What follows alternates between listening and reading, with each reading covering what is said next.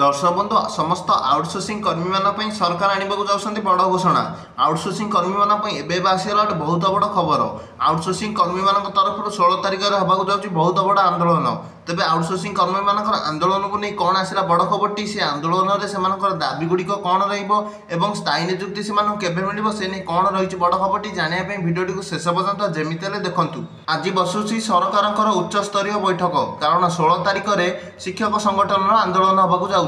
16 तारिख में गोटे विराट बड़ आंदोलन होगा जाऊँगी शिक्षक संगठन पक्षर कारण से दाबी हासिल पुणी थे 16 तारिख में सरकार विपक्ष में विक्षोभ प्रदर्शन करने को जाऊँगी। से जो सरकार पक्षर आज गोटे उच्चस्तरीय बैठक डक आंदोलन होगा पूर्व सेहीपरि अगस्ट 12 तारिख अर्थात काली विद्यालय और गणशिक्षा विभाग अधिकारी केतेक शिक्षक संगठन प्रतिनिधि आलोचना होबार कार्यक्रम रही। 16 तारिख में होगा आंदोलन में से दाबी रही शिक्षक और अणशिक्षक कर्मचारी पुराणा पेंशन लागू करने एवं पदोन्नति सहित चाकरी शर्तावली भली दाबी पूरण दिगरे सरकार नीरवता प्रतिवाद में से आंदोलन करने को जाऊँगी। 16 तारिख में किसी दिन तले अर्थ विभाग जारी करता कि आउटसोर्सिंग नियुक्ति बिना अनुमति नहीं। 16 तारिख में शिक्षक संगठन पक्ष आंदोलन होगा जाऊँगी माने धीरे धीरे आउटसोर्सिंग कर्मी मान स्थायी नियुक्ति को लेकिन प्रतिदिन गोटे पर गोटे खबर आसूची तेणु आशा बहुत बढ़ी जाऊँगी। आज खबर भिडियो भल लगे भिडियो लाइक और चैनल सब्सक्राइब कर दिंतु।